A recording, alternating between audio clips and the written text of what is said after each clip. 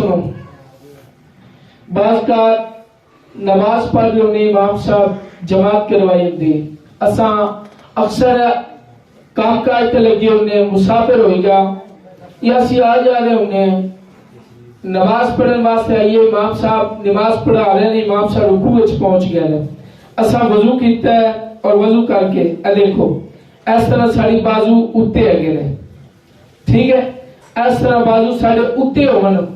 فوراً اسی امام صاحب کے پیچھے آ کے اللہ اکبر کہہ کے امام صاحب کے نال شامل ہو جانے، پھر نماز میں اپنے کپڑے درست کر رہے ہیں۔ اس طرح ہے میرے بھائی، یاد رکھو اس طرح کپڑے اتے کیتا انہیں اے ہوندہ ہے کف صوب، اور نبی پاک علیہ السلام کی حدیث سے حضور نے فرمایا مجھے کف صوب سے منع کیا گیا، ٹھیک ہے، کپڑے سمیٹن تو منع ہے۔ میرے پیارے بھائی اے جڑی چیز ہے نا، جب وضو کر کے آنے امام صاحب جماعت کروا رہے ہیں، فوراً اسی کی کرنے ہیں نماز میں شامل ہو جانے، اس سے طرح کپڑے ہوتے ہیں بعد درست کر رہے ہونے، اور اس طرح نماز شروع کرنا مکروہ ہے، تحریمی ہے۔ نماز واجب الادا ہوگی، نماز دوبارہ پڑھنی پڑے گی۔ آگے سمجھ میرے بھائی، جدو نماز واسطے ہونا ہے نا، جب بھی نماز کے لیے آنا ہے، مسئلہ آئے مسائل جڑے نا سو کے سننے والے نہیں، ایجاد کے، اور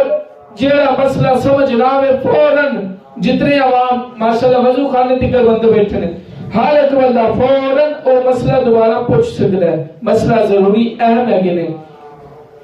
اچھا سنو میرے پیارے بھائی، مسجد وچ آن دا مسئلہ یہ ہے شرعی طور تے نماز جماعت کھڑی ہے نا، تسی آئے جی اسی پتی کی کہ نہیں جلدی نہ جماعت شامل ہو جائیے، جلدی نہ سی وضو کیتا سپیڈ بچ کے آگے مسجد وچ سیدھا امام دے پیچھے اللہ اکبر خود میں شامل امام کے نال۔ میرے پیارے بھائی شریعت کا مسئلہ یہ ہے کہ مسجد کے اندر دوڑنا بھی نہیں ہے، منع ہے، مسجد دوڑ سکتے نہیں، باقاعدہ تحمل دے نال وضو کرو اور وضو کر کے پھر سکون نہ لا کے بیٹھ، اگر نماز مل جائے جماعت مل جائے جماعت شامل ہو جاؤ، اگر جماعت نہیں ملی تو پھر علیحدہ نماز پڑھ لو، مسجد دوڑنا نہیں ہے، سکون اور تحمل دے نال وضو کرنا ہے۔ آگے سمجھ میرے پیارے بھائی۔ اچھا اگلا سنو، سردی آ رہی ہے،